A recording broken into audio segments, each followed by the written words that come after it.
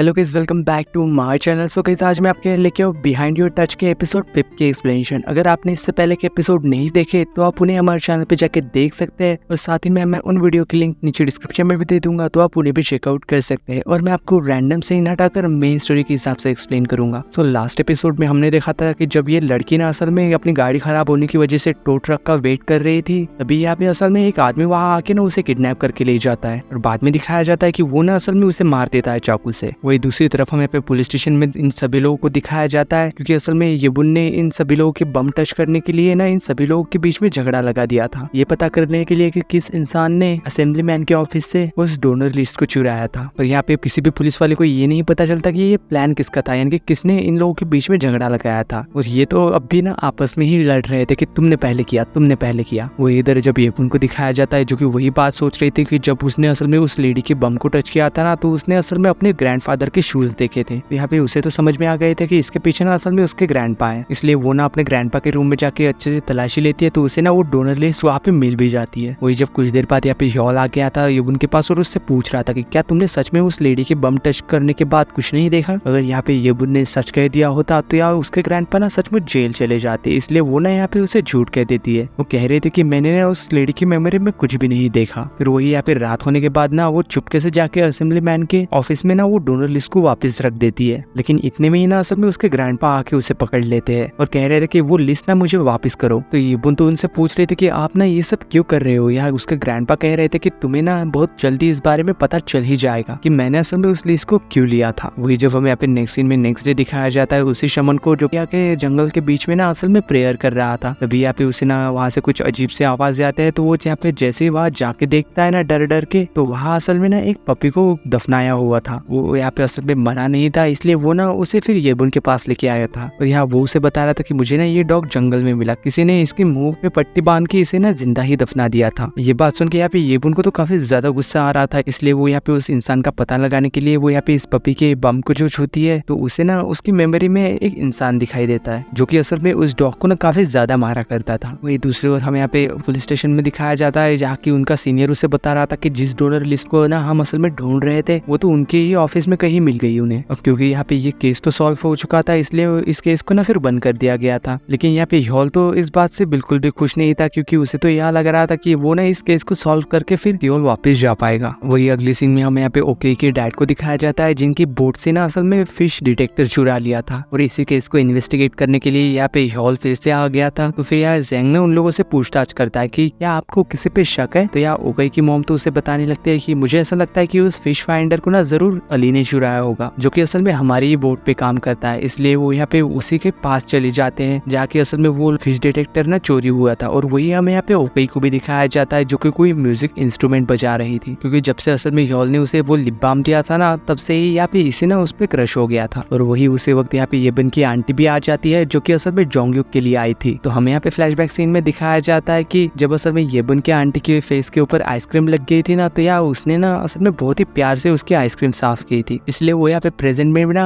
बिल्कुल वैसा ही करती है, अपने पूरे फेस पे ना आइसक्रीम लगा देती है, इस उम्मीद के साथ कि असल में वो ना उसकी आइसक्रीम फिर से साफ करेगा। लेकिन वो तो यहाँ पे ना असल में उसे अरेस्ट कर लेता है और उसे अपने साथ ले गया था। वही दूसरे सीन में हमें यहाँ पे येबुन को दिखाया जाता है जो कि असल में उसी कल्प्रेट को ढूंढने की कोशिश कर रही थी जिसने कि असल में उस डॉग को जिंदा ही काट दिया था। तभी यहाँ पे ह्योल वहाँ आ गया था, तो वो ना उससे हेल्प मांगती है। तो यहाँ पे असल में यहाँ ह्योल तो उसे फिश फाइंडर ढूंढने के लिए हेल्प मांग रहा था, तो यहाँ पे असल में वो तो उससे कहने लग गई थी कि जब तक तुम मेरी हेल्प नहीं करोगे तब तक मैं भी नहीं करूंगी। तो फिर असल में इस डॉग के केस को इन्वेस्टिगेट करने के लिए वो फिर से ना उसी श्रमण के पास चले गए थे जिसे कि वो डॉग ने इस जंगल से मिला था। तभी वहाँ पे सोनवू भी आ गया था और वो कह रहा था कि मैं भी ना तुम लोगों की मदद करना चाहता हूँ। फिर बाद में सभी लोग डिसाइड करते हैं कि वो ना असल में दो दो के ग्रुप में डिवाइड हो जाएंगे, कुछ लोग पहाड़ी पे जाएंगे और कुछ लोग ना उस कार को ढूंढने की कोशिश करेंगे। फिर वही जब अगले दिन दिखाया जाता है यहाँ पे येबुन और सुनवू ना असल में उस पहाड़ी के ऊपर एविडेंस ढूंढने के लिए आए थे। और फिर वही उसके बाद ना असल में वो यहाँ ह्योल से आके भी मिलती है। वो उसे बता रही थी कि मेरी पावर्स ना असल में अपग्रेड हो चुके हैं, पहले तो मुझे ब्लैक एंड व्हाइट दिखाई देता था लेकिन अब ना मुझे सब कुछ कलरफुल दिखाई देता है, जबकि पिछली बार तुमने मेरे हाथों की मसाज की थी ना तब से ही ये सब कुछ हो रहा है। यानी कि असल में जितना कि मेरा हाथों का ध्यान रखा जाएगा ना उतने ही मेरे पावर भी बढ़ते जाएंगे। तो इसी बात के फायदा उठा के ना असल में वो तो यहाँ पे एक सैलून लेके आई थी ह्योल को, और उसके ही पैसे ना अच्छे उड़ाती जा रही थी अपने हाथों की देखभाल करने के लिए। फिर इतनी हाथों की देखभाल करने के बाद ना वो जब फिर से उस पपी के बम को टच करती है ना, तो इस बार ना उसे उसकी मेमोरी एकदम फुल HD में दिखाई देती है। फिर इसी वजह से वो यहाँ पे अगले दिन ना एक ज्वेलरी शॉप में भी जाती है और अपने के लिए ना एक महंगी सी रिंग भी खरीद लेते हैं, वो भी ह्योल के पैसों से। तो ऐसे करने के बाद ना उसकी तो पावर और भी ज्यादा बढ़ गई थी। वो तो यहाँ पे अब उनकी मेमोरीज में ना टाइम और डेट भी देख पा रही थी, किस टाइम पे क्या हुआ है, किस टाइम की कौन सी वीडियो है, ये सब कुछ उसे पता चल जा रहा था। तो इस बार जब उसने उस डॉग के बम को टच किया था ना, तो उसके घर के पास की जो बिल्डिंग है ना, असल में येबुन ने पहचान ली थी। तो फिर अगले दिन ना उस डॉग को लेके वो उसी के घर पे चले जाते हैं, जहाँ की येबुन फिर वहाँ पहुंच के कहती है कि ये वही आदमी है जिसके मैंने इस डॉग की मेमोरी में देखा था। पहले तो असल में ये इंसान मानने को तैयार ही नहीं था कि ये उसका डॉग है, लेकिन धमकाने के बाद ना असल में वो एक्सेप्ट कर ही लेता है। फिर यहाँ पे वो उन्हें बताने लग गया था कि मैं ना ये डॉग इसीलिए खरीदा था क्योंकि मैंने इसके वीडियो बना के ना सोशल मीडिया पे पोस्ट करना चाहता था, पर ऐसा कुछ हो नहीं पाया, इसलिए मेरा खर्चा ना और भी ज्यादा बढ़ता गया इस डॉग की वजह से। इस वजह से मैंने ना इस डॉग को जंगल में जाके दफन कर दिया था। पर फिर भी असल में यहाँ पे वो डॉग तो अपने मालिक के साथ ही रहना चाहता था। येबुन तो यहाँ पे गुस्से में कहती है कि तुमने कितना बुरा किया इस पपी के साथ, फिर भी ये तुम्हें प्रोटेक्ट कर रहा है। पर यहाँ पे येबुन ना उस डॉग को फिर अपने साथ वापस लेके आई थी। फिर नेक्स्ट सीन में दिखाया जाता है यहाँ पे ह्योल ना येबुन को उसी जगह पे लेके आया था जहाँ की असल में चोरी हुई थी, और वो उससे कह रहा था कि तुम ना जाके अली के बम को टच करो और पता करने की कोशिश करो कि क्या इसी ने वो फिश फाइंडर को चुराया है। जब फिर असल में वो ना यहाँ पे अली के बम को टच करती है तो उसे ना कुछ खास नहीं दिखाई देता, बस उसे दिखाई देता है कि वो ना रोज रोज किसी से मिलता था और वो ना असल में अरबिक में बात करते थे। लेकिन येबुन को तो कुछ समझ में नहीं आ रहा था कि वो क्या बारे में बात कर रहे हैं। इस बात पे यहाँ पे ह्योल तो काफी गुस्सा हो गया था और उससे ना वो अंगूठी वापस मांगने लगता है, जो कि असल में येबुन ने ना उसके पैसों से ही खरीदी थी। तो असल में यहाँ पे इन दोनों को ना लड़ते हुए ओके ने देख लिया था और उसे लग रहा था कि कहीं ये दोनों डेट तो नहीं कर रहे। तो फिर बाद में यहाँ पे ओके ना येबुन के पास चली गई थी। यहाँ पे येबुन तो उसे समझाने की कोशिश कर रही थी कि तुम जैसा समझ रही हो वैसा कुछ भी नहीं है, मैं बस तुम्हारे डैड के फिश फाइंडर ढूंढने में उसकी मदद कर रही थी मेरे पावर से। वही फिर बाद में दिखाया जाता है यहाँ पे ह्योल ना येबुन को लाके कुछ अरबिक की किताब दे देता है और कह रहा था कि तुम ना अरबिक सीखो, क्योंकि यहाँ पे येबुन के फ्लैशबैक में ना असल में वो लोग अरबिक में ही बात कर रहे थे। तो इस वजह से यहाँ पे उसके पास कोई चारा तो नहीं था, इसलिए वो ना यहाँ पे अरबिक ही सीखना शुरू कर देती है। पर फिर भी ना वो काफी मेहनत करने के बाद भी कुछ ज्यादा नहीं सीख पाई थी। फिर वही जब ऐसे ही एक दिन वो यहाँ पे सोनू से मिलने के लिए उसके स्टोर में आई थी, तो वो देखती है कि यहाँ पे अली ना असल में सोनू से अरबिक में बात कर रहा था, इसलिए वो यहाँ पे सोनू से जाके पूछती है कि क्या तुम प्लीज मुझे अरबिक सिखा सकते हो। तो फिर ना असल में यहाँ पे सोनू स्टमन को इंग्लिश और यहाँ येबुन को अरबिक सिखाने लग गया था। पर यहाँ पे काफी देर तक पढ़ाने के बाद भी इन दोनों को तो कुछ भी समझ नहीं आ रहा था। तो उसने भी ना असल में फिर यहाँ पे हार मान ली थी और यहाँ पे येबुन ने भी ना काफी ज्यादा कोशिश कर ली थी, लेकिन वो थोड़ा भी नहीं सीख पाई थी। इसलिए वो ना फिर यहाँ पे उसी कॉन्वर्सेशन को याद करने की कोशिश करती है जो कि उसने असल में अली के मेमोरी में देखी थी। वो यहाँ पे रात भर जाके एक एक वर्ड को पेपर पे लिखती है और वो ना फिर यहाँ पे वही पेपर जाके सोनू को दिखाती है और उससे कह रहे थे कि क्या तुम मुझे इसका मतलब बता सकते हो। तो यहाँ पे फिर वो जब ट्रांसलेशन करके उसे बता देता है तो इससे पता चलता है कि असल में अली की मॉम ना बीमार है और उन्हें सर्जरी के लिए पैसे चाहिए। तो ये बात जाके ना असल में वो सारे ही ह्योल को बता देती है और काफी खुश हो रही थी, मुझे ना अब अरबिक बोलनी आ गई। तो यहाँ पे ह्योल को तो समझ में आ गया था कि असल में अली ने ना जानबूझ के पैसों के लिए चोरी की है, इसलिए वो अगले दिन जाके अली से मिलता है और उससे कह रहा था कि मुझे पता चला है कि तुम्हारी मॉम बीमार है और तुम्हें पैसों की जरूरत भी है। मैं जानता हूँ कि तुमने असल में उस फिश फाइंडर को भी चोरी किया है, पर तुमने ये काम अकेले तो नहीं किया होगा, तुम्हारे साथ और भी कोई लोग होंगे, मुझे उनका नाम बताओ। तो फिर ना बाद में असल में यहाँ पे येबुन और ह्योल ना उसी इंसान को पकड़ने के लिए उनके अड्डे पे चले गए थे। अंदर पहुंचने के बाद उन्हें यहाँ पे ऐसा तो लग रहा था कि वहाँ पे ना वो अकेले ही होंगे, पर जब असल में ये दोनों अंदर जाते हैं तो यहाँ पे पूरी की पूरी गैंग थी। येबुन यहाँ पे भागने की कोशिश भी करती है, लेकिन वो लोग ना फिर भी उसे पकड़ लेते हैं। फिर वो लोग उन्हें बांध के रखते हैं। फिर कुछ देर बाद ना वो उन्हें बोट से कहीं लेके जा रहे थे और बाद में समंदर के अंदर फेंक देते हैं और ऐसा लग रहा था कि शायद ये दोनों नहीं बच पाएंगे, लेकिन तभी यहाँ पे अली वहाँ आ जाता है और उन दोनों को ही बचा लेता है। पर इस बात पे यहाँ पे ह्योल को तो काफी गुस्सा आ रहा था, इसलिए वो ना फिर से उनके अड्डे पे चला जाता है और कह रहा था कि तुम दोनों बाहर रुको, मैं अभी जाके आया। और वो यहाँ पे ना एक रॉड उठा के अंदर चला जाता है और वो ना यहाँ पे सभी लोगों की काफी ज्यादा धुलाई कर देता है, इनकी तो हालत ही खराब हो चुकी थी। फिर वही जब नेक्स्ट डे दिखाया जाता है यहाँ पे ह्योल ना